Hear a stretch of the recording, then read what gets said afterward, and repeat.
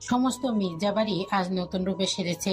আত্মীয় স্বজন সবাই হই হুল্লে সম্পূর্ণ বাড়ি মেতে উঠেছে। খাবারের গন্ধে মোমো করছে চারিদিকে।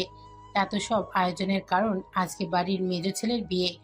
বিশিষ্ট শিল্পপতি শফিকুল মির্জার একমাত্র সন্তান রায়হান মির্জার বিয়ে। বড় বড় নেতা থেকে শুরু করে আমন্ত্রণ পেয়েছে বিজনেস জগতের সবাই। কিন্তু এই খুশির আর একটা বড় কারণ হলো দীর্ঘ 7 বছর পরে দেশে ফিরছে মির্জা পরিবারের বড় পুত্র শরীফ মির্জার প্রথম সন্তান আয়হান মির্জা। বিশাল মির্জা বাড়ি একটা যৌথ পরিবার। শাহরিয়ার মির্জার 3 ছেলে 2 মেয়ে। বড় ছেলে শরীফ মির্জা, মেজ ছেলে শফিকুল মির্জা আর ছোট ছেলে এহসানুল মির্জা। শরীফ মির্জার স্ত্রী রেণুকা মির্জা, তাদের 2 সন্তান আরিহান আরব মির্জা ও শ্রাবণী মির্জা। শফিকুল মির্জার স্ত্রী সাথী মির্জা, তাদের একমাত্র ছেলে রায়হান মির্জা। এহসানুল মির্জার স্ত্রী নীলা, তাদের যমজ পুত্র রিহাব শিয়াব। বংশের বড় পুত্র আইহান মির্জা। তারপর রায়ান মির্জা, সে একজন বিশিষ্ট হাট সার্জন।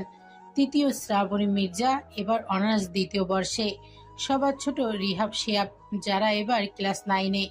চারিদিকে সবাই যখন বিয়ে নিয়ে উল্লাসে ব্যস্ত, তখন ঘরের এক কোণে চুপটি করে মাদুরে বসে আছে সুখ রায়হান।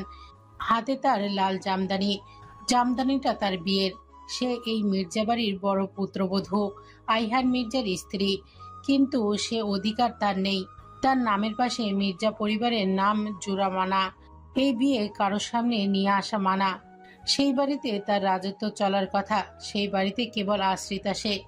7 বছর আগে এক ঋণ নিজের মাথা থেকে নামাতে তাকে এই বাড়ির পুত্রবধূ করে এনেছিল এই বাড়ির কর্তা শাহরিয়ার মির্জা।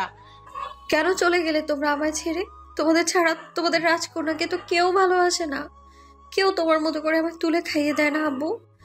তোমার মতো কেউ আমায় ভয় পেলে বুকে জড়িয়ে রাখে না মা। তোমাদের মতো আমার কেউ ভালোবাসে না। হঠাৎ কারোর আসার শব্দ পেয়ে দ্রুত নিজের চোখ মুছে সুখ হাতে সারিয়ে আবারও যত্ন সহকারে নিজের ছোট আলমারিতে তুলে রাখে। লুকিয়ে লাভ নেই ভাবি, আমি দেখে নিয়েছি। কথাটা শুনে ভয় পেয়ে যায় সুখ। আলমারির সাথে লেপ্টে দাঁড়িয়ে ভয়ে ভয়ে মাথা তোলে। সেখানে শ্রাবণীকে দাঁত বের করে দাঁড়িয়ে থাকতে দেখে হাঁপ ছেড়ে বাঁচে সে। ভয় পাইয়ে দিয়েছিলে আপু। আমি ভাবলাম বড় মা চলে আসলো কিনা। এত ভয় কেন পাও সুখ? এ বাড়ি তোমারও। তোমার সম্পূর্ণ অধিকার আছে এই বাড়ির উপর, এই বাড়ির মানুষের উপর, সাথে আহিয়ান ভাইয়ের উপরেও। আহিয়ান নামটা শুনে সুখের বুকটা ধুক করে ওঠে। চোখের সামনে ভেসে ওঠে রাগী এই চেহারা, রক্তলাল আখিজোড়া, সদ্য যৌবনে পা দেওয়া এক বলিষ্ঠ যুবক। সাথে সাথে কেঁপে ওঠে সুখ।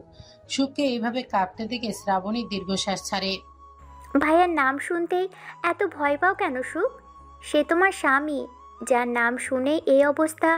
আর কয়েক ঘন্টা পরেই সে তোমার সামনে থাকবে, তখন কি করবে তুমি? জানি না আপু। 7 বছর আগে তার সে ভয়ঙ্কর রাগ আমি এখনো ভুলতে পারি না। তার সে রক্ত লাল চোখ এখনো আমার চোখের সামনে ভেসে ওঠে। আর তার কঠিন স্বরের হুমকি মনে পড়লে গায়ে কাটা দেয় আমার। শ্রাবণী মায়াভরা দৃষ্টিতে তাকায় সুখের দিকে। এখানে আসার পর থেকে মেয়েটার সাথে জুলুম হয়ে আসছে, যার প্রতিবাদ স্বয়ং এই বাড়ির কর্তাও করেনি। মির্জা বাড়ির আলিশান রুম থেকে তার জায়গা হয়েছে এই ছোট্ট চিলেকোঠার ঘরে। বাহিরের পৃথিবীর কাছে তার পরিচয় দেওয়া বারণ। সুখ মির্জা হলেও তার নাম সুখ রায়হান বলেই জানে সবাই। নিজেকে প্রস্তুত করো সুখ, সামনে অনেক বড় এক যুদ্ধ তোমাকে লড়তে হবে। নিজের সম্মান আদায়ের যুদ্ধ, নিজের প্রাপ্য অধিকার আদায়ের যুদ্ধ। সুখ হাসে। সেই হাসির দিকে তাকিয়ে অবাক হয় শ্রাবণী। মেয়েটার হাসি অদ্ভুত রকমের সুন্দর, যেন আলো খুব যত্ন সহকারে এই হাসি বানিয়েছে। দুধে আলতা শরীর না হলেও হলদেটে বর্ণের সুখ, সরু নাক, টানা চোখ, যাকে কবিদের ভাষায় হরিণী আঁখি বলে, বাঁকা 2টা দাঁত, যাকে গ্যাস দাঁত বা গজ্জদন্তি। সৌন্দর্যের কোনো কমতি নেই মেয়েটির মাঝে, কমতি আছে শুধু ভালোবাসা আর আপনজনের। শ্রাবণীর হুঁশ ফিরে সুখের কথায়। কার বিরুদ্ধে যুদ্ধ করবো আপু? যারা আমায় ছাদ দিয়েছে, যারা আমাকে লেখাপড়া করাচ্ছে। যখন আমার নিজের পরিবার আমার খোঁজ নেয়নি, তখন তারা তারা আমাকে নিজের বাড়িতে ঠাঁই দিয়েছে। তাদের ছেলে আমার কারণে এই দেশ ছাড়ার পর একবারও ফিরে আসেনি, তবুও তারা আমাকে এই বাড়িতে রেখেছে। তাদের বিরুদ্ধে যুদ্ধ করব আমি? আর রইল অধিকারের কথা, যেখানে ভালোবাসাই নেই সেখানে অধিকার দিয়ে কি করব আপু? জোর করে তো আর সংসার করা যায় না। শ্রাবণী অশ্রুসিক্ত নয়নে তাকায় মেয়েটার দিকে। এই মেয়েটাকে সে খুব ভালোবাসে, কেন সে জানে না, কিন্তু মেয়েটার জন্য তার মায়ার শেষ নেই। ভাইয়া আসলে এবার মা তোমাদের ডিভোর্স করিয়ে দিবে সুখ। আর এখন দাদা যেন বেঁচে নেই যে তোমাদের সম্পর্ক আগলে রাখবে। দিবস শব্দটা শুনে কেমন একটা ব্যথা টের পেল সুখ। কিন্তু কেন এই ব্যথা? যার সাথে দুই দণ্ড বসে কথা বলেনি সে কখনো, যার সাথে সংসার পাতেনি সে, তার সাথে সব সম্পর্ক ছিন্ন হওয়ার কথাই কষ্ট কেন লাগছে তার? এটাই তো হওয়ারই ছিল, তাই না? ভালোই হবে, নামমাত্র সম্পর্কে বোঝা বেয়ে চলার কোনো কারণ নেই। এবার না হয় দাফন কার্যটা শেষ করা হোক। শ্রাবণী হার মেনে সেখান থেকে চলে গেল। সে জানে সুখ নিজের হয়ে প্রতিবাদ করবে না, আর না নিজের অধিকার কখনো আদায় করতে চাইবে। আল্লাহ মেয়েটার কপালে এবার সুখ লিখে দাও, তার নামের মতো তার ভাগ্যটাকেও সুখ ফিরিয়ে দাও। ভাইয়া আসলে কি হবে মেয়েটার, সেটা ভাবতেই ভয় লাগছে। শ্রাবণী যাওয়ার দিকে তাকিয়ে হাঁটু গেড়ে বসে পড়ে সুখ। বাইরে হইচই শুরু হয়ে গেছে। আর একটু পরে হয়তো বরপক্ষ বেরিয়ে পড়বে কনে পক্ষের বাড়ির উদ্দেশ্যে। সুখের চোখের সামনে ভেসে ওঠে তার বিয়ের দিন। এতটা স্বাভাবিক কিছু ছিল না, এতটা আয়োজন ধুমধাম কোনো কিছুই ছিল না। সেদিন বাড়িতে মিলাদ ছিল, তার বাবা মায়ের মৃত্যুর 7 দিনের মিলাদ। সেদিন ঝড়ের মতো তার জীবনে এসেছিল আইহান। বিনা কোনো বাক্য ব্যয়ে দুই চাচি তাকে পরিয়েছিল তার মায়ের বিয়ের লাল বেনারসি। বয়স তার কত ছিল তখন? 13 বছরের এক বালিকা, যে তখন নিজের আশ্রয় হারিয়ে মাত্র এতিম হয়েছিল, যার কুল কিনারা ভরসার মতো কেউ ছিল না যে তার হাতে শক্ত করে ধরবে। শুধু তাকে এতটুকুই জানানো হয়েছিল, এই বিয়ে না করলে তাকে রাস্তায় বসা লাগবে। যে হুজুর সেদিন এসেছিল তার বাবা মায়ের মিলাদ পড়াতে, সেই হুজুর তার বিয়ে পড়িয়ে চলে গেল, বেঁধে দিল এক অপরিচিত যুবকের সাথে। কবুল বলার পরপরই তাকে রেখে বেরিয়ে পড়ল তার আত্মীয় স্বজন, রেখে গেল সিংহের সামনে। সেদিন ভরসার হাত দিয়ে কেউ তার হাত না ধরলেও নিজের হিংস্রতা দেখাতে খুব শক্ত করেই একজন তার কবজি আঁকড়ে ধরেছিল। ঝাপসা চোখে সুখ শুধু দেখেছিল একজোড়া রক্তলাল আঁখি, যেখানে স্পষ্ট সে দেখেছিল নিজের জন্য ঘৃণা। বাসরাতে স্বামী নাকি তার স্ত্রীকে উপহার দেয়। সুখের স্বামী তাকে কিছু তিক্ত বাণী দিয়েছিল। এই বিয়েটা তোমার জীবনের সবচেয়ে বড় ভুল হয়ে দাঁড়াবে, আর সেই ভুল তোমাকে প্রতিনিয়ত আমি মনে করিয়ে দেব। আমার সামনে তোমার ছায়া পড়লে সে ছায়াকে আমি চালিয়ে ভস্ম করে দেব। আর এটা আহিয়ান আবরার মির্জার ওয়াদা। সুখ চোখ মেলে তাকায়, তার সম্পূর্ণ শরীর ঘামে ভিজে গেছে। কি ভয়ঙ্কর যার কল্পনার সুখের এই অবস্থা করেছে না জানি। সে সামনে আসলে সত্যি সত্যি সুখকে জ্বালিয়ে দেয়। আচমকা করাঘাতে চমকে ওঠে সুখ। তাহলে কি আইহান ফিরে এসেছে? এবার কি তাকে সত্যি সত্যি জ্বালিয়ে দেবে তার বাড়িতে থাকার অপরাধে? ঘুমের মাঝে নিজের শরীরে কারোর এলোমেলো স্পর্শ টের পেয়ে জেগে গেল সুখ। চোখ মেলেই দেখতে পাই কেউ দ্রুত পায়ে দরজা খুলে বেরিয়ে যাচ্ছে। অন্ধকারের জন্য কে ছিল তার টের পায় না সুখ। মুহূর্তেই যেন সম্পূর্ণ শরীর গুলিয়ে উঠল, আতঙ্ক ছড়িয়ে পড়ল সম্পূর্ণ মস্তিষ্ক জুড়ে। আজ বাড়িতে অনেক মানুষ, রাহানের শ্বশুর বাড়ির কিছু লোক সহ মির্জা বাড়ির অনেক মানুষ রয়ে গেছে। কাজটা যে তাদের মধ্যেই কারো বুঝতে সময় লাগলো না তার। সারা রাত আর নিজের চোখে পাতা বন্ধ করতে পারল না সুখ। সিদ্ধান্ত নিল কালকের মধ্যে বাড়ি থেকে চলে যাওয়ার। কিন্তু যাবেটা কই? রাস্তায় কি এমন হায়নার কি অভাব আছে? হঠাৎই সুখের চোখের পর্দায় ভেসে উঠল এক সুদর্শন চেহারা। 20 বছরের তাগড়া যুবক। সুখ উঠে বসলো বিছানা থেকে, ধীর পায়ে হেঁটে আলমারির কাছে এসে নিচের ডয়ার থেকে একটা ছোট্ট বাক্স বের করলো। বাক্সটা অনেক পুরাতন, জং ধরে গেছে প্রায়। কিছুটা শক্তি প্রয়োগ করতে বাক্সটা খুলে গেল। সাথে সাথে দৃশ্যমান হলো 2টা অনেক পুরনো চিঠি, একটা লাল গোলাপ, একজোড়া নূপুর আর কাজল। শুকনো গোলাপটা যত্নের হাতে তুলে ঘ্রাণ নিল সুখ, যেন আজও তার ঘ্রাণ আগের মতোই আছে। কিন্তু আফসোস, মানুষটার মতো গোলাপটার সুখ ঘ্রাণও সে হারিয়ে গেছে। কাঁপা কাঁপা হাতে চিঠি মেলে ধরতেই সুখের চোখ বেয়ে গড়িয়ে পড়ল এক ফোঁটা অশ্রুকণা। আজও তার আফসোস হয়, নিজেকে অপরাধী মনে হয়। কিন্তু সে যে নিরুপায় ছিল, তা কি বুঝবে এই চিঠি প্রেরক? সুখ পাখি, আমি খুব শীঘ্রই ফিরব। তোমার অপেক্ষাটি দীর্ঘ করব না। এই আমি আজ কথা দিলাম, তোমার হিমু ভাই আসবে তোমাকে নিজের করে নিতে, আগলে রাখতে। ততদিন তুমিও যে বড় হয়ে যাবে, ভালোবাসা বোঝার মতো বড়, আমাকে বোঝার মতো বড়। সেদিনের অপেক্ষা আমি করব সুখ পাখি। ফিরে এসে তোমাকে আমার করে নেব, ঢাকঢোল পিটিয়ে বধূ সাজিয়ে পালকিতে করে নিয়ে আসবো, কথা দিলাম। ততদিন অপেক্ষা করো সুখ পাখি। তোমার চোখে কাজল খুব মানায়, তাই এই কাজল প্রতিদিন পরবে। এই কাজল হয়ে আমি তোমার চোখে থাকবো, কথা দিলাম। এই একজোড়া নূপুর আমি নিজ হাতে তোমাকে পরিয়ে দেব, কথা দিচ্ছি। ততদিন নিজের আর এই নূপুর আর আমার সুখ পাখিকে আমার জন্য দেখে রেখো। অপেক্ষা করবে তো সুখ পাখি? ইতি, হিমু ভাই। সুখ চিঠিটা বন্ধ করে বুকে জড়িয়ে হু হু করে কেঁদে উঠল। তার চোখ যেন আজ বাত মানতে নারাজ।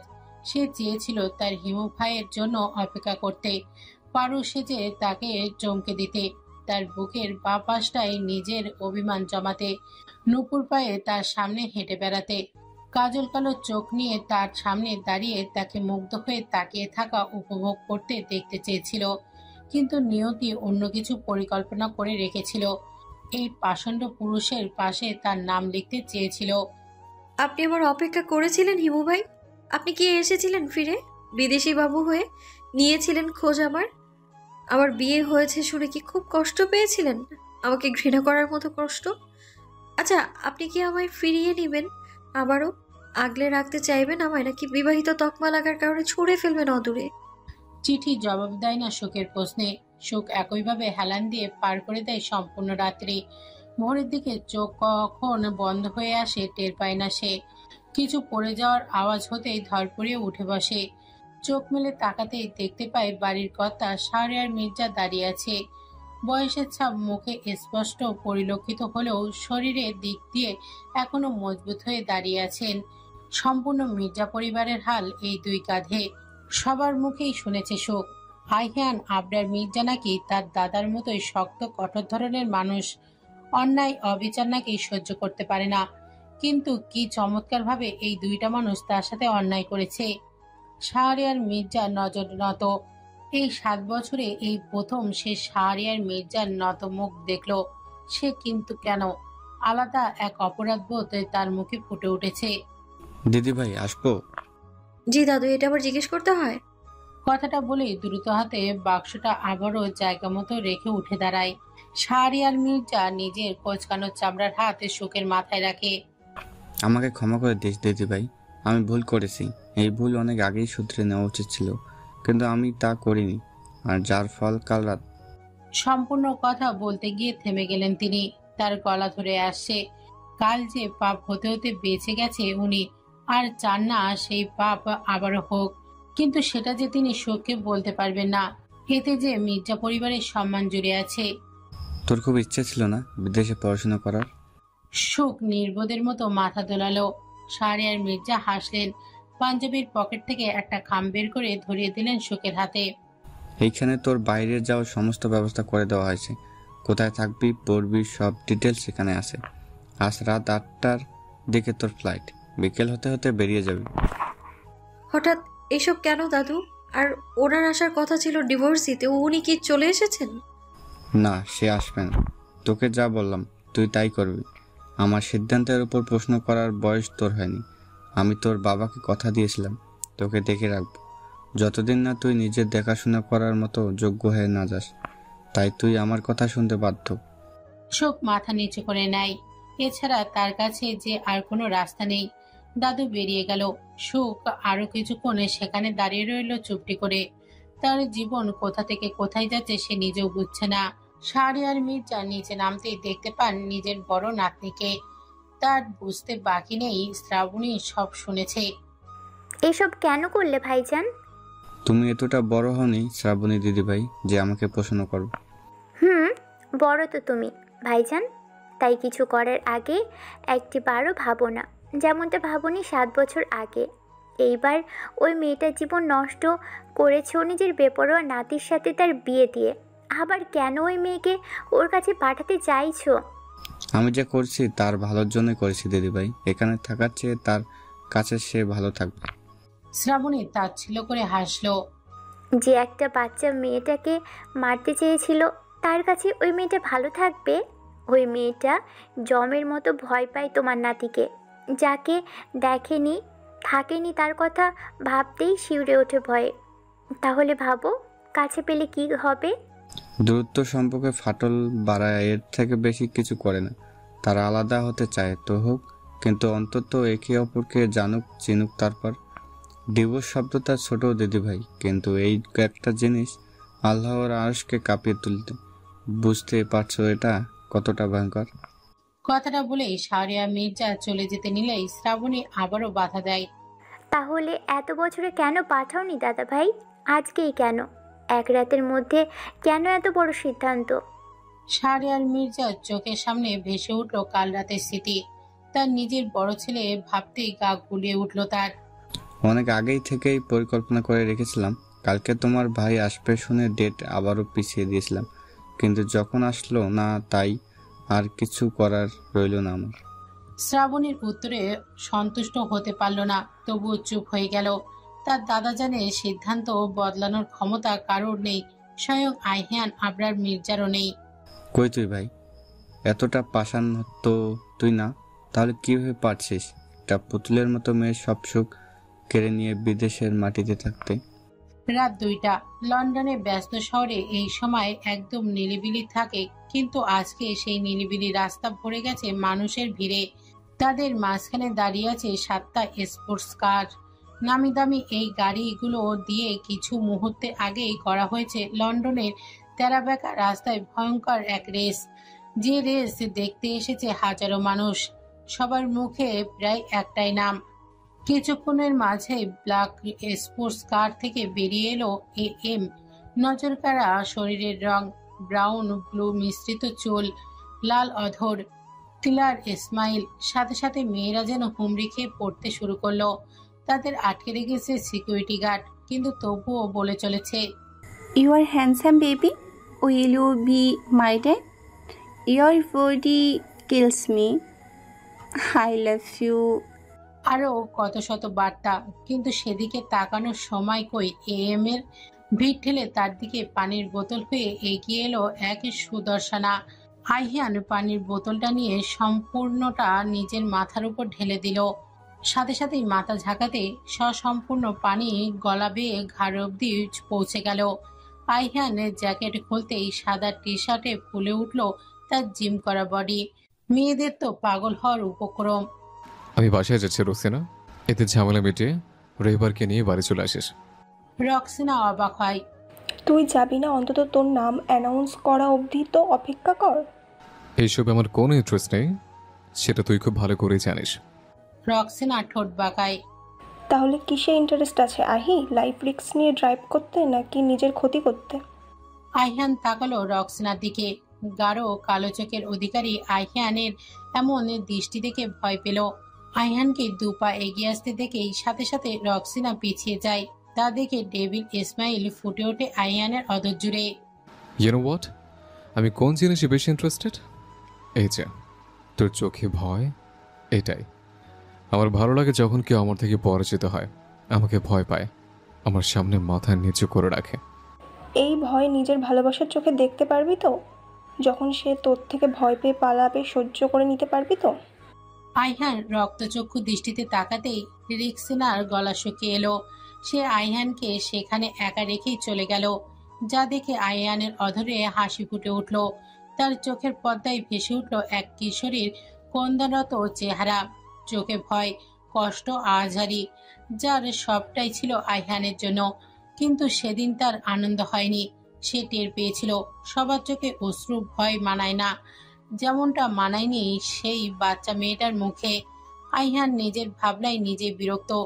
সে নিজের চশমা পরে আবারও নিজের গাড়িতে উঠে বেরিয়ে গেল অজানা উদ্দেশ্যে। গাড়ি স্টারিং ঘোরাতে ঘোরাতে তার চোখ গেল চন্দ্র রশ্মির দিকে। ঘড়ির দিকে তাকাতেই চোয়াল শক্ত হয়ে এলো। সে ভুলে গিয়েছিল আজকের তারিখ। কোনোভাবেই সে পারল না গাড়ি সামলে রাখতে। মাথায় প্রচন্ড ব্যথার কারণে বারবার গাড়ি এঁকে বেঁকে চালাচ্ছিল। হুট করে পেছন থেকে একটা গাড়ি এসে সজোরে ধাক্কা মারতেই আইহানের চোখের চশমা খুলে যায়। ভেসে ওঠে তার লাল বর্ণের চোখ জোড়া। চাঁদের আলো পড়তেই চোখগুলো জ্বলে ওঠে, ব্যথায় চিৎকার করে ওঠে সে। সাথে সাথেই দুপাশে দাঁতের ফাঁক দিয়ে বেরিয়ে আসে শৌচালয়ের দুইটা ফাং, যাকে অনেকেই বলে রক্তচোষা দাঁত। স্টিয়ারিং এর ওপরে রাখা আঙুলগুলো মুহূর্তেই বদলে গেল, কালো বড় বড় নখে পরিণত হলো। যে কেউ এই রূপে দেখলেই পালাতে বাধ্য। আইহান নিজেকে কোনোভাবেই সামলাতে পারছে না। ইতিমধ্যেই আবারও গাড়িতে টক্কর লাগে। আইহান পেছনে ফিরে একবার তাকায়, তার লাল চোখ মুহূর্তেই দেখে ফেলে পেছনের সিটের মানুষকে। আইহান নিজের উপর সম্পূর্ণ নিয়ন্ত্রণ হারিয়ে ফেলে। ততক্ষণে গাড়ি একদম পাহাড়ের শেষে সীমানায় চলে এসেছে। হঠাৎ করে গাড়ির ছাদ ভেঙে বেরিয়ে আসে আইহান। সোজা গিয়ে লাফিয়ে পড়ে তার পিছনে থাকা গাড়িটির ছাদে। সেখানে বসা ব্যক্তি ভয় পেয়ে যায় আইহানের এমন রূপে। অতি দ্রুত গাড়ি থেকে নেমে পালাতে নিলেই তার সামনে এসে দাঁড়ায় আইহান। তার ফ্যাংগুলো বের করতেই ভয়ে চিৎকার করে ওঠে লন্ডনবাসী জিনাস। সে আজ আইহানের সাথে রেস করেছিল, যেখানে সে হেরে যায়। প্রতিবার এমনটাই হয়, যার কারণে এবার এসেছিল প্রতিশোধ নিতে, আইহানকে মেরে ফেলতে। কিন্তু এমন কিছুই দর্শন পাবে সে কল্পনাই করেনি। আমাকে মাফ করে দে আহিয়ান, আমি আমি কাউকে বলবো না তোর সত্যি। তুই তুই মানুষ না, তুই জানোয়ার। আইহান চেপে ধরে জিশানের গলা। মাটি থেকে 1 ফুট উঁচু করতেই জিশানের চোখ উল্টে আসে।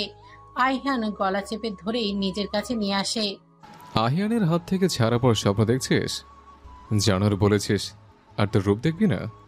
কথাটা বলেই নিজের ধারালো ফাঙ্গার বসিয়ে দেয় জিশানের গলায়। জিশান দীর্ঘ সময় ছটপট করে মারা যায় আইহানের বন্দিতেই। আইহান সাথে সাথে ছুঁড়ে ফেলে জিশানকে। তার ঠোঁটের কোণায় এখনো রক্ত লেগে আছে, যা নিজের জিহ্বারা লেহন করে নেয়। তারপর শীষ বাজাতে বাজাতে চলে যায় সেখান থেকে। যেতে যেতে এহমাদকে লোকেশন টেক্সট করে দেয় গাড়ি নিয়ে যাওয়ার জন্য। আইহান আরব মির্জা একজন হাইব্রিড ভ্যাম্পার মানুষ, বাদর ঈগলের এর মিশ্রণ। সে এমন কেন সে নিজেও জানে না, কিন্তু অদ্ভুতভাবে সে এটার উপর কন্ট্রোল করতে পারে। এখনো সম্পূর্ণরূপে তার মধ্যে এসব কিছু আসেনি, কিন্তু যখনই চাঁদের আলো তার উপরে পড়ে তখনই সে নিজের উপরে নিয়ন্ত্রণ হারিয়ে ফেলে। তার রূপ বদলে যায়, মানুষের আকৃতি, কিন্তু গা ছমছমে সিক চামড়া, বিশাল ডানামেলা ঈগলের মতো শক্তিশালী পালকযুক্ত পাখা, যেগুলো কালো ও রক্তচাপা লাল রঙের মিশেলে। মুখে তীক্ষ্ণ বাদুরের মতো ফ্রাংস, আর চোখে ঈগলের মতো শিকারী দৃষ্টি। হাতে মানুষের মতো আঙুল, কিন্তু নখ ঈগলের পায়ের নখের মতোই বাঁকা ও ধারালো। রাত্রিকালীন দৃষ্টিশক্তি বাদরের মতো, আকাশভেদী গতি ঈগলের মতো, মন হ্যাক করার ক্ষমতা, ভ্যাম্পায়ার মাইন্ড কন্ট্রোল। রক্তপিপাস, কিন্তু এটা বাকি ভ্যাম্পায়ারদের মতো সবসময় হয় না। সে মানুষের মতো খাবার খায়, কিন্তু গরম টাটকা রক্ত সামনে পেলে নিজেকে দমিয়ে রাখতে পারে না। আইহান ভ্যাম্পায়ার সম্পর্কে পড়েছে, তাদের বৈশিষ্ট্য, আকার সবটাই সে পর্যবেক্ষণ করেছে। কিন্তু তার মধ্যে এই ভিন্ন ভিন্ন বৈশিষ্ট্য দেখে তার নিজেকে হাইব্রিড ভ্যাম্পায়ার মনে হয়েছে। কিন্তু সে এমন কেন, তার উত্তর সে এই 10 বছরেও পায়নি। নীরব বৈঠক বসেছে শাহরিয়ার মির্জা আর শরীফ মির্জার। নিজের বাবার এই শান্ত রূপ দেখে শরীফ মির্জা নিজের ওপর নিয়ন্ত্রণ হারিয়ে ফেলেছেন। এইসবের মানে কি বাবা? তুমি কিভাবে পারলে মেয়েটাকে বাড়ি থেকে বের করতে? শাহরিয়ার মির্জা তেতে উঠেছেন ছেলের এমন নোংরা সাহস দেখে। তো কি তোর নোংরা সাথে রেখে দিতাম, নষ্ট হতে দিতাম তার পবিত্রতা? শরীফ মির্জা অধৈর্য হয়ে বললেন, তুমি কথা দিয়েছিলে বাবা, একবার আহিয়ান তাকে তালাক দিলে সে আমার। শাহরিয়ার মির্জা হুঙ্কার ছেড়ে উঠলেন, তোর লজ্জাকে কি বিক্রি করে দিয়েছিস শরীফ? সে তোর মেয়ের থেকেও ছোট। কোন রুচিতে তুই তাকে নিয়ে এসব ভাবতে পারিস? নিজের পুত্রবধূর দিকে কিভাবে নজর দিতে পারিস? শরীফ মির্জা রাগান্বিত কণ্ঠে বলে উঠলেন, ভুল বললে বাবা, আমি আমার পুত্রবধূ দিকে নজর দিইনি। তুমি জোর করে আমার সুখ কেড়ে নিয়ে আমার ছেলেকে নিয়ে দিয়েছো। শাহরিয়ার মির্জা তাচ্ছিল্য হেসে বলে উঠলেন, সে তোর ভোগের বস্তু না শরীফ, শুধুমাত্র তোর কারণে ওকে এই বাড়ি থেকে বের হয়েছে আমাকে। কাজটা করে ভালো করেছো বাবা, এবার ওকে আমার হাত থেকে আটকাবে কে? সে আমার শয্যা সঙ্গিনী হবে। ঘৃণায় থুতু ফেলেন শাহরিয়ার মির্জা। তোকে নিজের ছেলে ভাবতেও আমার ঘৃণা করছে। সি, এতটা অবনতি কিভাবে হলো তোর? আর কি বললি, তোকে আটকাবে কে? ভুলে যাস না এখনো আহিয়ান মির্জা বেঁচে আছে। পারলে কেড়ে আন তার কাছ থেকে তার সুখকে। শরীফ মির্জা হেসে উঠলেন উচ্চস্বরে। তুমি আমার কাজটা আরো সহজ করে দিলে বাবা। সুখ এবার নিজে থেকে আমার কাছে ধরা দিবে, দেখে নিও। শাহরিয়ার মির্জা যেতে যেতে তাচ্ছিল্য হেসে বলে উঠলেন। দেখা যাবে। লন্ডন এয়ারপোর্টে দাঁড়িয়ে আছে শোক। হাতে ছোট একটা সুটকেস ব্যতীত আর কিছুই নেই। ঠান্ডায় এই সময়ে শুধুমাত্র কালো বোরখার উপরে ওড়না পেঁচিয়ে দাঁড়িয়ে আছে শোক। আশেপাশে বারবার চোখ বোলাচ্ছে। শ্রাবণী আপু বারবার বলে দিয়েছে তাকে এয়ারপোর্টে দাঁড়িয়ে থাকতে, তাকে একজন এসে নিয়ে যাবে। কিন্তু কি আসবে, কখন আসবে তার কিছুই জানে না শোক। অস্থিরতায় সে দাঁড়িয়ে থাকতে পারছে না। ভয় হচ্ছে তার, যদি আরো একবার সবাই তাকে ফেলে দেয়।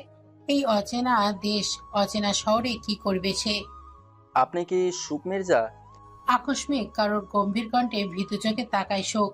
শুটবুট পরে হাঁটুতে হাত দিয়ে দাঁড়িয়ে সমানতালে হাঁপিয়ে যাচ্ছে লোকটা, কিন্তু সুখের সেদিকে কোনো লক্ষ্য নেই।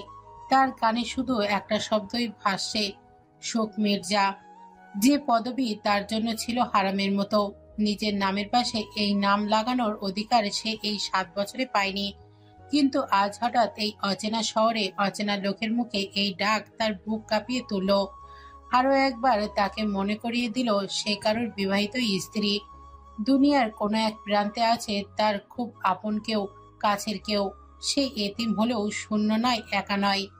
এই যে মিস, আপনি কি সুখ মির্জা? দ্রুত বলুন, হাতে সময় কম, দেরি হলে স্যার আমাকে শেষ করে দেবে। সুখ গোল গোল চোখে তাকিয়ে থাকে, মাথা নাড়লো। লোকটা বিস্তর হাসলো। সুখের লাগেজটা নিজের হাতের মুঠোয় নিয়ে বলতে শুরু করলো। শ্রাবণী ম্যাম একদম ঠিক বর্ণনা দিয়েছিল। যে মেয়ে এয়ারপোর্টে জড়বস্তুর মতো দাঁড়িয়ে ভীতু নয়নে খুবই এদিক সেদিক তাকাবে, সেই সুখ মির্জা। সুখ কিছু বলল না, আসলে বলার মতো কিছুই পেল না। জড়তা, অস্থিরতা তাকে আষ্টেপৃষ্টে জড়িয়ে ধরে রেখেছে। আর রাখবেই না কেন?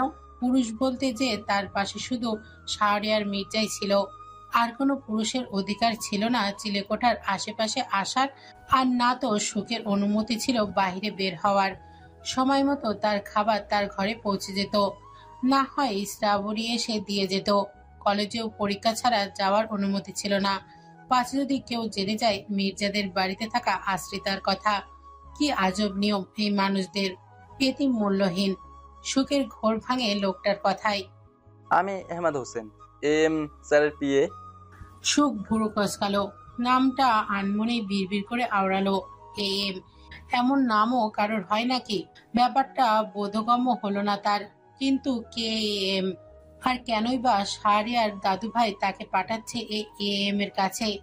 নামটাও কেমন জানি এম, পিএম এর মতো। মানুষের স্টাইলিশ নাম এমন উদ্ভট কেন হয়? আপনি কি বোবা মিস?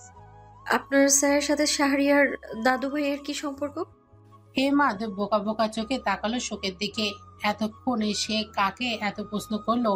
মেয়েটা কি তার কথা শোনেনি, নাকি গুরুত্বপূর্ণ মনে করেনি? ভেতরে ভেতরে অপমানিত বোধ করলেও নিজেকে সান্ত্বনা দিতে বলে উঠল। এ কোনো সাধারণ মেয়ে নয়লা, এ হলো মির্জা পরিবারের মেয়ে।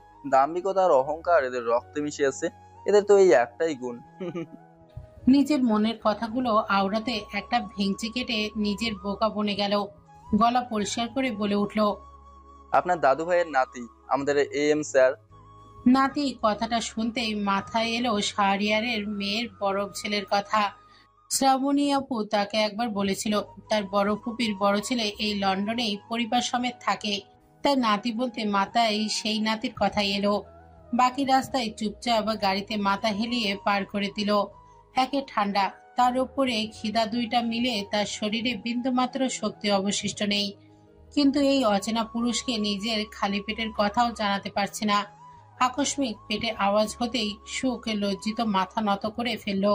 শব্দটা এহমাদ স্পষ্ট শুনল। তার নিজের মাথায় এই মুহূর্তে স্টারিং এ বাড়ি দিতে ইচ্ছা করলো। শ্রাবণী তাকে বারবার বলেছিল সুখকে পেয়ে গেলে তাকে আগে খাবার দিতে। সুখ চাপা স্বভাবের, জীবনেও মুখ ফুটে বলবে না, কিন্তু সে ভুলে গেছে। আই এম সরি মিস সুখ, আসলে আমি ভুলে গিয়েছিলাম এত লম্বা জার্নি করে এসেছেন, আর প্রথমবার ফ্লাইটে উঠে নির্ঘাত অসুস্থ হয়ে খেতে পারেননি। আপনার পাশের সিটেই দেখেন শুকনো খাবার আছে, এখনকার মতো এইটা দিয়ে নিজের ক্ষুধা মিটে নিন, বাড়িতে পৌঁছালে তারপর খাবার অ্যারেঞ্জ করে দেবো। সুখ চুপচাপ পাশের সিট থেকে পাউরুটি নিয়ে খেতে লাগলো। এহমাদ তাকালো সুখের দিকে। ছোট্ট গোলগাল মুখ, হলদেটে বর্ণ, হালকা বোচা নাক, নাকের ওপর আবার একটা কালো তিলও আছে। সবচেয়ে সুন্দর লাগা সুখের টানা টানা চোখ। এহমাদ যেন নিজেকে হারিয়ে ফেললো ওই কয়েক সেকেন্ডের মধ্যেই, কিন্তু সেদিকে সুখের খেয়াল নেই। সে নিজের মতো খেতে ব্যস্ত, তার চিন্তা অন্য কিছু নিয়ে। সে চিন্তার মাঝে সে লক্ষ্য করতে পারল না কারোর মুগ্ধ দৃষ্টি নিজেকে হারিয়ে ফেলেছে গল্পের সূচনায়। লন্ডন শহর ছেড়ে কিছুটা দূরে জঙ্গলে গাড়ি প্রবেশ করতেই শোক অবাক হলো। শহর ছেড়ে এই জঙ্গলে কেন প্রবেশ করছে এহমাদ? কোনো কুমতলব নেই তো? ভাবতেই সেদিন রাতের কথা মাথায় আসতেই ঘাবড়ে গেল শোক। কাঁপা কাঁপা গলায় বলে উঠল, আপনি জঙ্গলের মধ্যে কেন যাচ্ছেন? আপনি ভয় পাবেন না সুখ, আসলে স্যার শহর ছেড়ে এই জায়গাতেই থাকেন, কি যেন তা আজও রহস্য। এই জঙ্গলটা নাকি তার খুব প্রিয়। সত্যি? এহমাদ হাসলো। আমাকে ভয় পাচ্ছেন বুঝি? এহমাদের এমন কথায় ভরকে উঠল শোক। আপনাকে ভয় কেন পাবো? আপনি কি বাঘ না ভালুক? এই মিষ্টি চেহারা দেখলে বাঘ ভালুকও আদর করে পালাবে। সুখ বুঝলো না, চোখ ঘুরিয়ে বলে উঠল, মানে বাড়ি এসে গেছি, ওই দেখুন। সুখে দেখলো, দেখতেই অবাক হয়ে গেল। জঙ্গলের মধ্যে যে এমন সুন্দর আর নান্দকীয়তা পরিপূর্ণ বাড়ি থাকবে ভাবতেও পারেনি সুখ। চারিপাশে ঘুরে ঘুরে দেখতেই চোখ আটকে গেল বিশাল গেটে কারুকার্যের দিকে। বিশাল বড় গেটে ঈগলের ছবি খোদাই করা, তার সামনে বড় পানির ফোয়ারা। বাড়ি দেখা শেষ হয়েছে ম্যাডাম, এবার ভেতরে যাওয়া যাক। সুখ মাথা নাড়ালো। ডুপ্লেক্স বাড়িটার ভেতরে সম্পূর্ণ কাচের, বাহিরের সবটা দেখা যায়, কিন্তু আশ্চর্যকর বিষয় বাইরে থেকে মনে হচ্ছিল সবটাই দেয়াল। এহমাদ কিছু বলতে যাবে তার আগেই তার ফোন বেজে ওঠে। সুখ, আপনি উপরতলায় দ্বিতীয় রুমে থাকবেন, আমার একটা কল এসেছে, আমি কথা বলে আপনার খাবার পাঠিয়ে দেবো। আপনি ফ্রেশ হয়ে নেবেন, একটু পরে একজন স্টাফ এসে আপনার শীতের পোশাক ব্যবহার এর পোশাক সব দিয়ে যাবে। কথাটা বলেই বেরিয়ে গেল এহমাদ। দাঁড়িয়ে রইল শোক। সে ভেবেছিল বাড়িতে নিশ্চয়ই শ্রাবণী পুকুর পরিবার থাকবে, কিন্তু সম্পূর্ণ বাড়ি ফাঁকা। তাহলে কি এই সম্পূর্ণ বাড়িতে শোক একা থাকবে, তাও আবার এই জঙ্গলেই? ভাবতেই গা ছমছম করে উঠল। শোক নিজে সাহস জুগিয়ে ওপরে উঠতেই ভাবনায় পড়ে যায়। দুই দিকে দুইটা দুইটা করে 4টা রুম, তাহলে এহমাদের বলা কোন দ্বিতীয় রুমে যাবে সে? উত্তনমনা করে সিঁড়ির বাপাসের রুমটাতে ঢুকতেই তার চোখ বড় বড় হয়ে গেল। বিশাল বড় ঘরটার দিকে তাকাতেই থমকে যায় শোক। নিজের ভাবনাকে ধিক্কার জানাতে গিয়েও পারে না, কারণ দেয়াল জুড়ে ছবির সমারোহ। আর ছবিগুলো আর কারো না, বরং স্বয়ং আহিয়ান আবরার মির্জার। কম্পিত হৃদয় নিয়ে বেরিয়ে যেতে নিতেই থমকে যায় কদম। স্বার্থপর মন আর মস্তিষ্ক জানান দেয় এটা বাংলাদেশ না, এটা লন্ডন। বিদেশের এই মাটিতে পরিচিতি কেউ নেই তার। কোথায় যাবে সে? কে দিবে তাকে ঠাঁই? কিন্তু পরক্ষণে মস্তিষ্ক জানান দিল যে লোক বিয়ে করে দেশ ছেড়েছে তার ফেলে এসেছে, আশ্রয়হীন করেছে। এই কালে এসে তার কাছে আশ্রয় চাওয়ার মতো কাজ কিভাবে করবে শোক? কিন্তু এই রাতে যে সে কোথাও যেতে পারবে না। অতঃপর চুপচাপ অপরদিকে রুমে প্রবেশ করে দরজা লাগিয়ে দিল শোক। এহমাদ খাবার নিয়ে এসেই দেখতে পায় আহিয়ান টেবিলে বসে আছে, হাতে বই। এহমাদ বুঝে পায় না সারাদিন আহিয়ান কি পড়ে, এত কি নিয়ে তার গবেষণা। আমার গবেষণা কি নিয়ে এটা জেনে তোমার কাজ নেই আহমদ। এত রাতে এখানে কি করতে এসছো? বাড়িতে মেয়েলি ঘ্রাণ কেন? এহমাদ অবাক হয় না। তার স্যার এর সামনে মনে মনে কথা বলা দায়। প্রথমে অবাক হলেও এখন অভ্যস্ত হয়ে গেছে। স্যার, আপনার বোন মিস সুগ এসেছে, তার জন্যই হয়তো এই ঘ্রাণ। আহিয়ান তীক্ষ্ণ দৃষ্টিতে তাকায় এহমাদের দিকে। বোন শব্দটা কেন জানি তার কানে কটু শোনালো। কোনো সংশয় ইতস্তত ছাড়াই চেয়ার ছেড়ে যেতে যেতে বলে উঠল Ahiyan, she is my wife, Mrs শুক আহিয়ান মির্জা। আহিয়ান একবার পেছন ফিরে তাকালেই দেখতে পেত সবেমাত্র ডানা মেলে উঠতে চাওয়া পাখিটা টেনে ছিঁড়ে ফেলেছে সে। মাত্র দেখা স্বপ্নগুলো চুরমার হয়ে পড়ে রইল। দুঃখ বিলাস করার সময়টাও পেল না সে।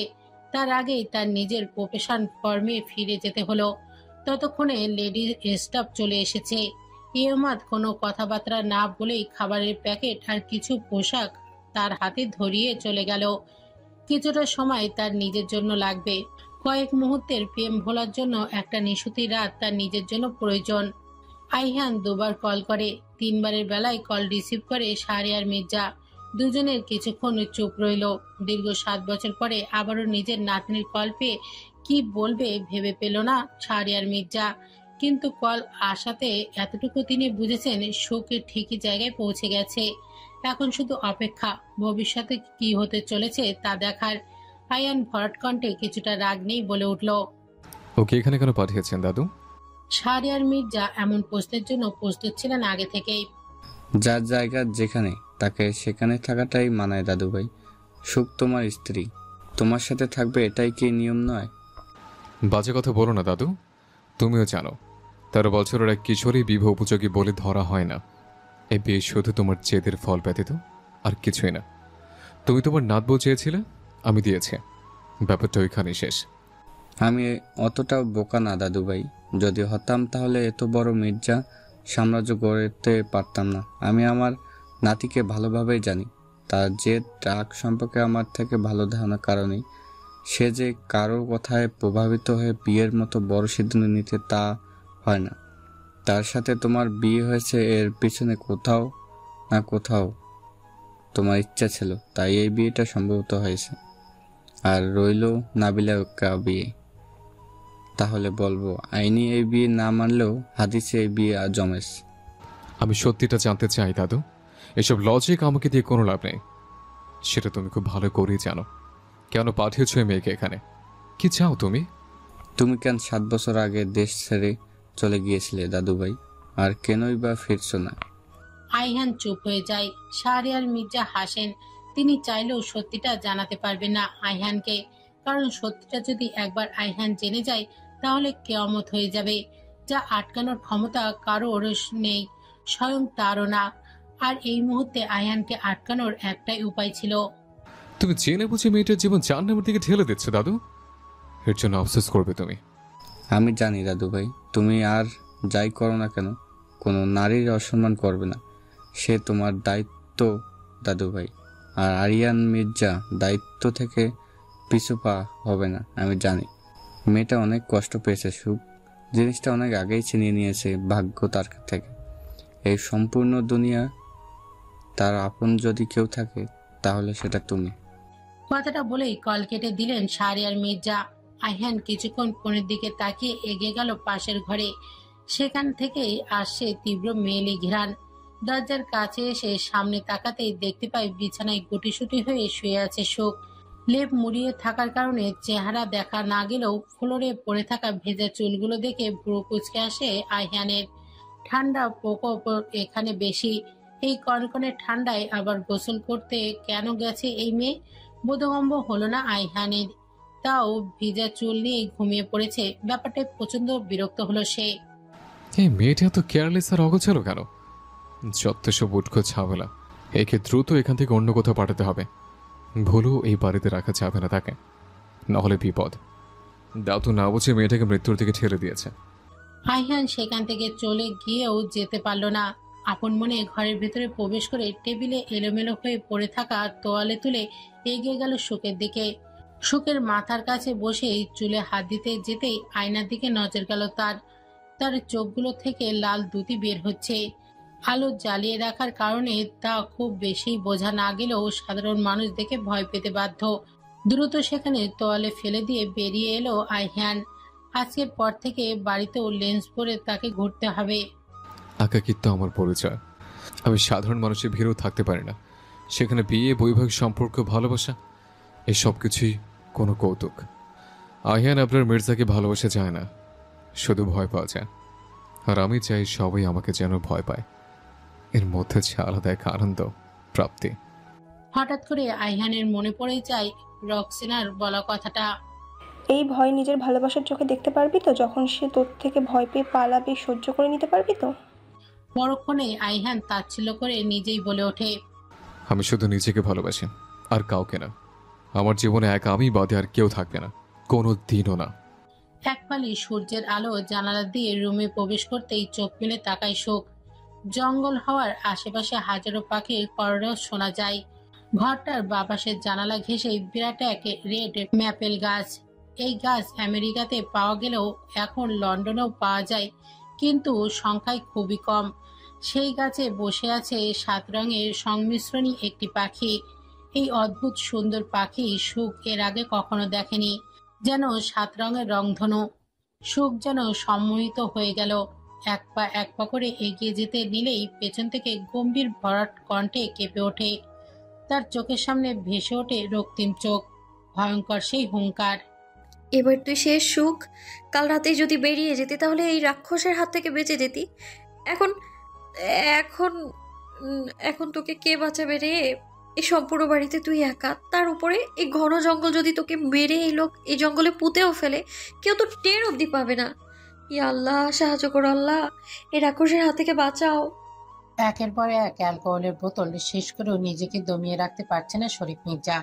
চোখের সামনে বারবার ভেসে উঠছে সুখের আবেদনময়ী বদন। এক সুখকে পেতে দীর্ঘ 7 বছরের তপস্যা করেছিলেন তিনি। সেদিন রাতে নিজেকে সামলাতে না পেরেই প্রবেশ করেছিল সুখের ঘরে।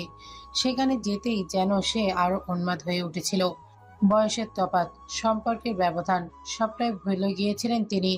সে তো চেয়েছিল 13 বছরের সুখকে বিয়ে করতে, কিন্তু তা হতে দেয়নি তার পিতা শাহরিয়ার মির্জা। আজ আবারও তার সুখকে পাওয়ার রাস্তার কাটা পেতে দিয়েছেন। ব্যাপারটা কোনো মতেই সহ্য করতে পারছে না শরীফ মির্জা। আমি তোমার থেকে কেড়ে নিবই সুখ। হয় মর্যাদা সহ তুমি আমার স্ত্রী হয়ে আমার খাটে আসবে, নয়তো রক্ষিতা হয়ে ভোগ বস্তু রূপে তুমি আমার বিছানে আসবে, কিন্তু আসতে তোমাকে আমার কাছে হবেই।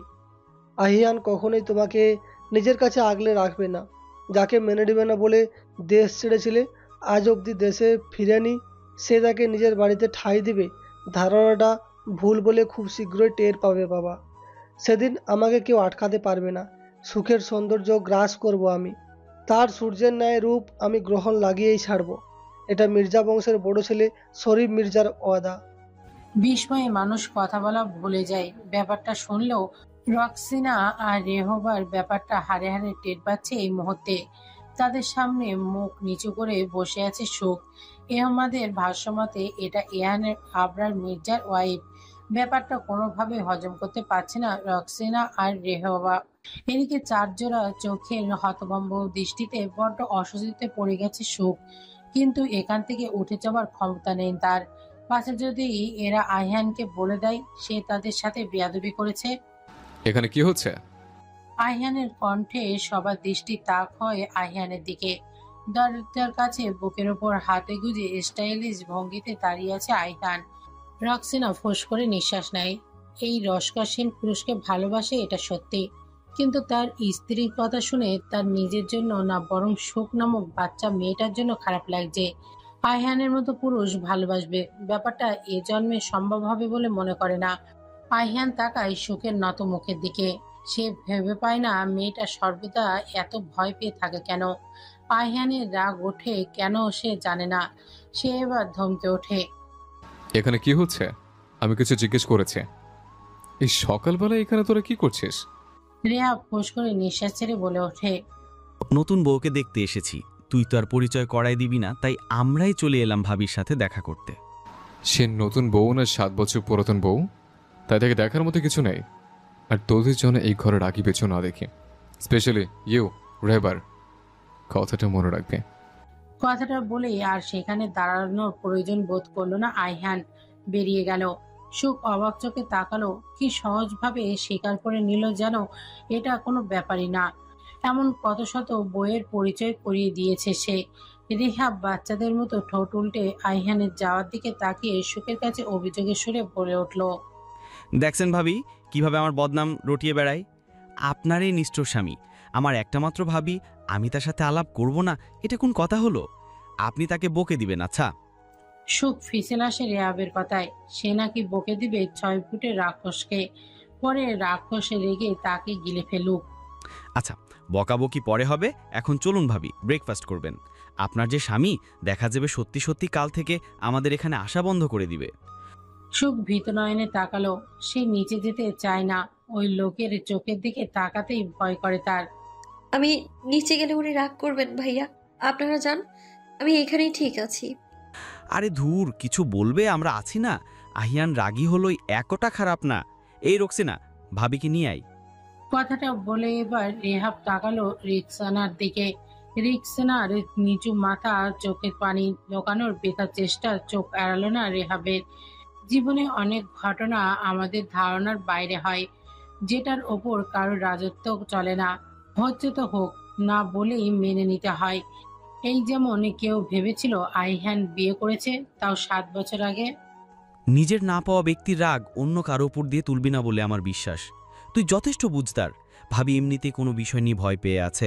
আশা করব তুই আর জটিলতা তৈরি করবি না। রক্সিনা কান্না ভেজা চোখ নিয়েই হাসলো। সেই হাসিটা রেহাবের বুকটাই ছুরির আঘাত করার জন্য যথেষ্ট ছিল। তবুও সে নিশ্চুপ রইল। রক্সিনার সুখের দিকে একবার তাকিয়ে রেহাবকে উদ্দেশ্য করে বলে উঠল, খারাপ হতে পারি তাই বলে এতটা না যে কারো হাজব্যান্ডকে চাইবো বা পাওয়ার আশা করে ভিলেনের রোল প্লে করব। আমি সাইড হিরোইন না রেহেবার। চল তো। সুখ আমার থেকে ছোট, তাই নাম ধরেই ডাকলাম, কিছু মনে করো না কেমন? সুখ অনেক কষ্টে নিজের ঠোঁটের কোণে এক চিলতে হাসি ফুটিয়ে তোলার চেষ্টা করলো। এরা হয়তো ভেবেছে সে ইংরেজি ভাষা তেমন বুঝবে না, কিন্তু তারা এটা জানে না সুখ তাদের কথা সবটাই বুঝেছে। তার বুকের বাঁ পাশটা ব্যথা করছে। তার এখানে আসা ঠিক হয়নি, সেটা সে খুব ভালোভাবেই টের পাচ্ছে। আমি তো ওনাকে ভালোবাসি না, আর উনিও আমাকে বউ হিসেবে মানেন না, আর এই সম্পর্কও মানেন না। সেখানে আমার এখানে আসায় নিশ্চয়ই এদের মধ্যে ঝামেলা হবে। রক্সিনা আপুর মুখটা কেমন নেতিয়ে গেছে। আমি যেখানেই যাই সেখানকার সুখগুলো কেন মিলিয়ে যায়? কি ভাবি, এত কি ভাবছেন শুনি? রেহাবের কথায় ধ্যান ভাঙে সুখের। হাসার চেষ্টা করে বলে ওঠে, না, কিছু না। এতক্ষণ ধরে কথা বলছি, আমাদের সম্পর্ক তো কিছুই জানানোই হলো না। আহিয়ান তো আর পরিচয় করাই দিবে না, তাই আমি নিজ থেকে পরিচয় দিয়ে দিই। আমি রেহবার স্মিথ। মা বাঙালি আর বাবা আমেরিকান হওয়ায় নামটা একটু বাংলা ইংরেজের ভাইব দেয়। প্রফেশনে আমি একজন আর্কিটেক্ট। আর সুদর্শন ফেসটা তো দেখতেই পাচ্ছেন। আপনার জামাইয়ের মতো অতটা না হলেও কমও না। কত শত মেয়ের ক্রাশ ভাবতেই পারেন। রক্সিনা ভেঙচি কাটে, ওর কথায় পাত্তা দিও না সুখ। ওর মাথায় একটু সমস্যা আছে বুঝলে, ছোটবেলায় চিকিৎসার অভাবে তা বেড়ে গেছে আর কি। সুখ ফিক করে হেসে দেয়। হাসির মাত্রাটা খুব বেশি থাকায় তা স্পষ্ট আইহানের শুনতে পায়। আইহানের হৃদয় যেন লাফিয়ে ওঠে সুখের হাসির ঝঙ্কার শুনে। আনমনে পেছনে ফিরে সিঁড়ির দিকে তাকাতেই চোখ আটকে যায় তার সাদা চুড়িদার। লম্বা ঘন চুলগুলো হাঁটু অবধি এলিয়ে পড়েছে, যা হাঁটার তালে দুলছে। হাসির কারণে গজদাঁতগুলো বেরিয়ে এসেছে, যা আরো অমায়িক লাগছে। আইহানের চোখ সরিয়ে দরজার দিকে তাকাতেই তার মাথায় রক্ত উঠে যায়। ইহমাদ এক দৃষ্টিতে তাকিয়ে আছে সুখের দিকে। তার চোখে মুগ্ধতা সহ্য হলো না আইহানের। টেবিলে সজোরে বাড়ি দিয়ে উঠে পাশে থাকা চেয়ারটা নিজের সর্বশক্তিতে ফ্লোরে আছাড় মারে। মুহূর্তে এই খণ্ড বিখণ্ড হয়ে যায় কাঠের তৈরি চেয়ারটি। বিকট আওয়াজে কেঁপে ওঠে সুখসহ সবাই। ভয়ে লুকিয়ে পড়ে সুখে রেক্সিনার পেছনে। কেউ আইহানের এই রাগের কারণ বুঝে উঠতে পারছে না। এদিকে সুখের ভয়ে হাত পা কাঁপছে। ছোটবেলার কিছু তিক্ত স্মৃতি মনে পড়ে যেতেই 2 হাত দিয়ে কান চেপে ধরে। এক সময় সহ্য করতে না পেরে জ্ঞান হারিয়ে ঢলে পড়ে রেক্সিনার পিঠে। কোনো মতো তাল সামলে সুখকে বুকে জড়িয়ে নেয় রেক্সিনা। ক্ষিপ্ত দৃষ্টি নিক্ষেপ করে আইহানের দিকে। আইহান চেয়ারে আটকে রাখা ব্লেজারটা নিয়ে বেরিয়ে যায় অজানা উদ্দেশ্যে। সবকিছু তার অসহ্য লাগছে।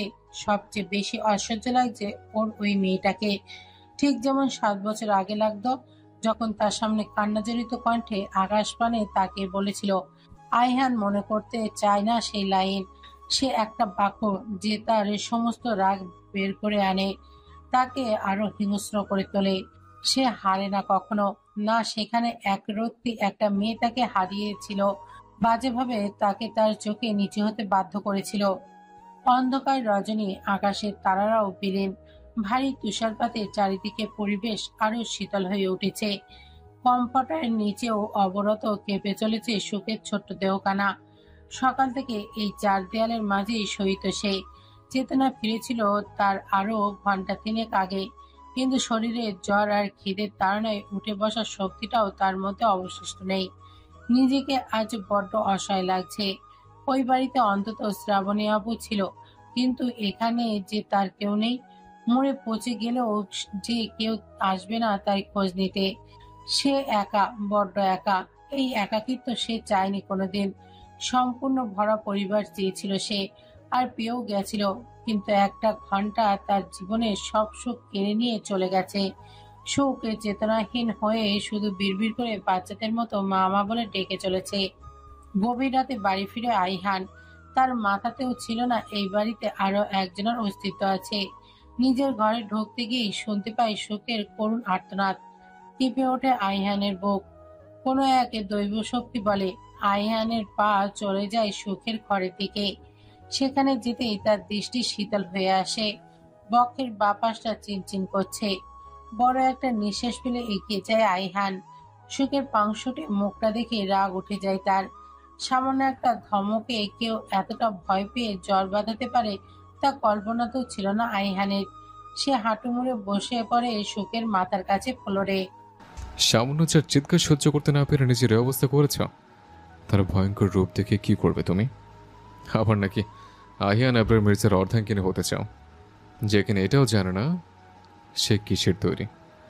আমি নিজেই প্রথম আমার সম্পূর্ণ রূপ দেখে কেঁপে উঠেছিলাম। সেখানে তুমি যে ভীতু মেয়ে, এত বড় জিনিস সামলানোর ক্ষমতা তোমার নেই। ফিরে যাও তুমি। তোমার পৃথিবীতে আমার দুনিয়ায় তোমার প্রবেশ সেদিনও নিষিদ্ধ ছিল, আজকেও নিষিদ্ধ।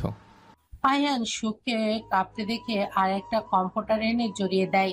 সুখ হালকাভাবে চোখ মিলে আবছা দৃষ্টিতে কারোর অস্তিত্ব টের পেতেই ঠোঁটে হাসি ফুটে ওঠে। সেভাবে তার বাবা এসেছে, ঠিক যেমনটা ছোটবেলায় তার জ্বর হলে তার বাবা এসে তার মাথার কাছে বসে থাকতো।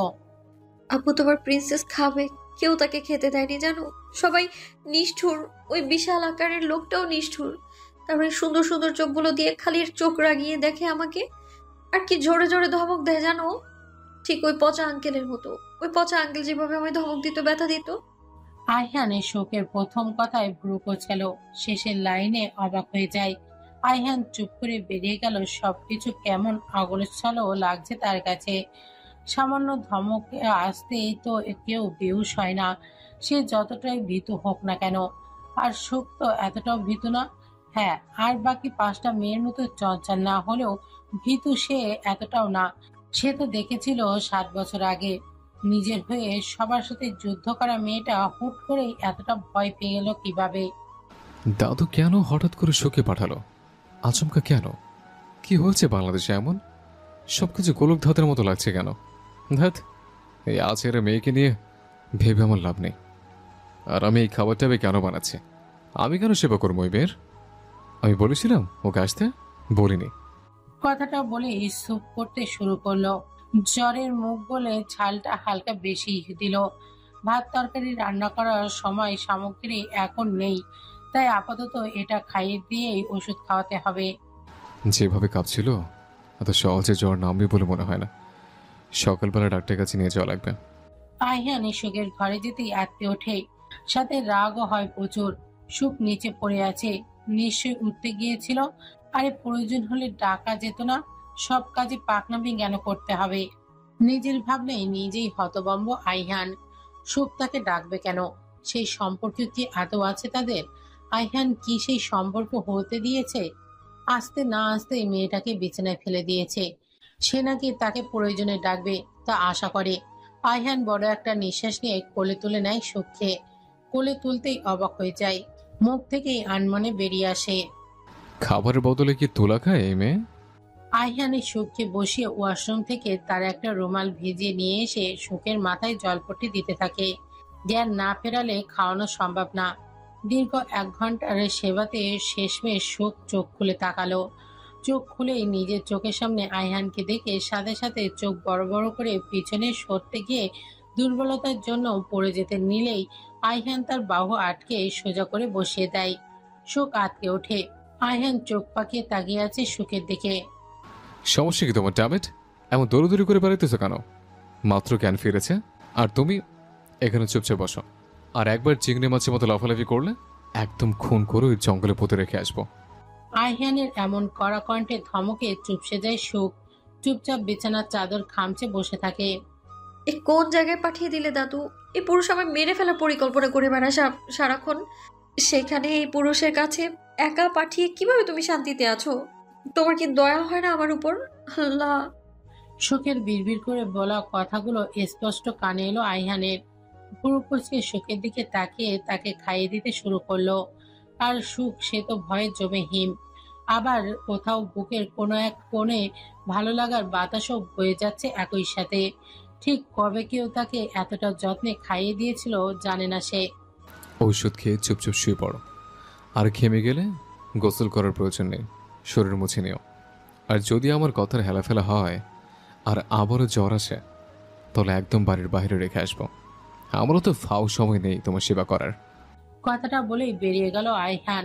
তার যাওয়ার পথে তাকে বিষণ্ণ মনে ওষুধগুলো খেয়ে নিল সুখ। সুখ আইহানের ধমকের মাঝের এই চিন্তাটা লক্ষ্য করেনি, শুধু লক্ষ্য করলো আইহানের বলা তিক্ততা মোড়ানো শব্দ। আমি আসাতে বড্ড বিরক্ত হয়েছেন উনি, তার উপর আবার এত রাতে খাবার অর্ডার করা। আমি আসলে আস্ত একটা ঝামেলা। আইহান তাকিয়েছে শূন্য আকাশের দিকে। 4টা বছর হলো সে খুঁজে চলেছে তার জন্ম পরিচয়। কত বই এর পাতা, কত রিচার্জ, সবটাই বৃথা হয়েছে।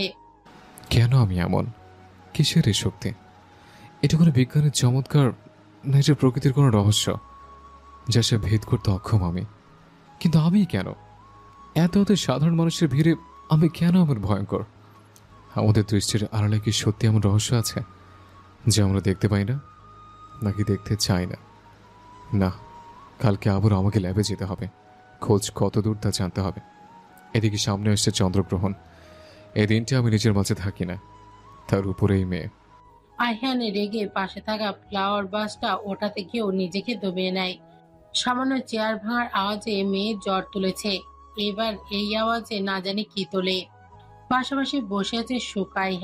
আইহান ভাবলেশীন হয়ে বসে থাকলেও সুখ কোনোভাবেই চুপ করে বসে থাকতে পারছে না। তার অস্বস্তি হচ্ছে। বদ্ধ গাড়ির মাঝে ছড়িয়ে পড়েছে এই পাষণ্ড রাক্ষস লোকটার সুঘ্রাণ, যা সুখের প্রতিটি নিউরনকে জ্বালাতন করছে। কারো শরীরের ঘ্রাণটাও যে এতটা নেশাল হয় তা এই লোককে না দেখলে জানা হতো না। এই ঘ্রাণ কোনো পারফিউমের বোতলের না, এই ঘ্রাণের কৃত্রিমতা ছোঁয়া নেই।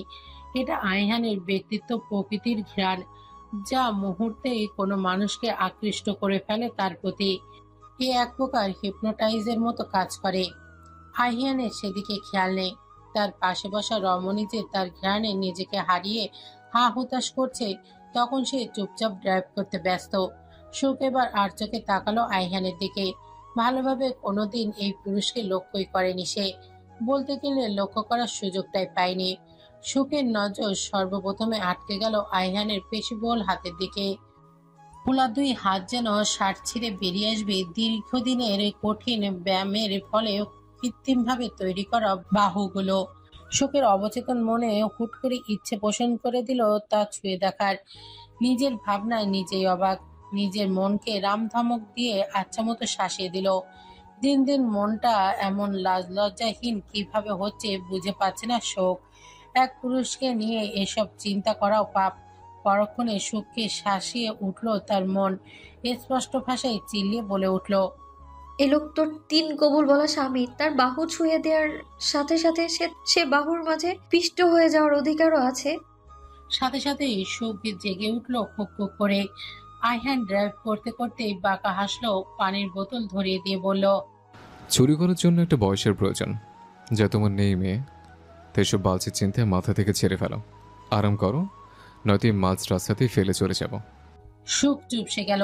জানালা দিয়ে মুখ ফিরিয়ে নিল কয়েক সেকেন্ডের জন্য, কিন্তু বেশিক্ষণ তাই স্থির করতে পারল না। আবার তাকালো পাশে বসা হিংস্র বাঘটার দিকে। এবার তার দৃষ্টি গেল আইহানের গম্ভীর মুখের দিকে। সরু নাকটা নিচে হালকা কালচে রক্তিম অধর, সম্পূর্ণ লাল টকটকে না, একটু গাঢ়। চোখটা কৃত্রিম লেন্স দ্বারা আবৃত করা। আচ্ছা, লোকটার চোখের রং কি কালো নাকি বিদেশিদের মতো ব্রাউন? থুতনিতে 2টা তিল, তাও আবার পাশাপাশি। অবাক হলো সুখ, এমন ভাবে তিল সচরাচর দেখা যায় না। সুখের গলা শুকিয়ে এলো আইহানের অ্যাডামস অ্যাপেলের নাড়াচাড়া দেখে। প্রতিবার ঢোক গিলার সময় সেটা উঁচু নিচু হচ্ছে, যা সুখকে অস্থির করে তুলছে। সুখ নিজেও জানে না তার এই অস্থিরতার কারণ কি। স্বাভাবিক একটা দৃশ্য তাকে এতটা আকৃষ্ট করছে কেন। কোনো এক ঘোরের মাঝে হারিয়ে গিয়ে নিজের অবাধ্য হাত এগিয়ে দিল সেদিকে। সুখের হাত তার গলায় ঠেকতেই শিহরিত বয়ে গেল। সম্পূর্ণ শরীরে যেন কারেন্ট দৌড়ে গেল। চোখ বুজে নিল। হঠাৎ টের পেল গাড়ি আচমকা ব্রেক হলো। আকস্মিক এমন ঘটনায় সামনের দিকে হালকা ঝুঁকে পড়ল। সিট বেল্ট থাকায় এই যাত্রায় রক্ষা হলো। সুখ ভয়ে ভয়ে পাশে তাকাতে দেখে আহিয়ানের সিটে হেলান দিয়ে বসে আছে চোখ বন্ধ করে। সম্পূর্ণ শরীর তার ঘেমে নেয় একাকার। স্টারিং এর থাকা হাতে কাঁপছে তার। ঘন ঘন নিঃশ্বাস ফেলছে অবিরত। হঠাৎ এমন অস্থির হয়ে উঠলেন কেন তিনি? ওনার কি শরীর ভালো না? বোকাসুর টের পেল না তার নরম হাতে সামান্য ছোঁয়ায় এত বছরের তপস্যায় থাকা পুরুষের তপস্যা ভেঙেছে। আদিম নেশায় তাকে গ্রাস করেছে। যদি টের পেত তাহলে নিজের এই আকামের জন্য নিজেকে ঝলসে দিত। তবু হাত বাড়াতো না সেদিকে। হঠাৎ করেই চোখ খুলো আইহান। রক্তলাল চোখ দিয়ে চাইল সুখের দিকে। আটকে উঠল সুখ। আইহান এক হাত দিয়ে সুখের সিট বেল্ট খুলে তাকে নিজের কাছে টেনে এনে হিসিয়ে বলে উঠল,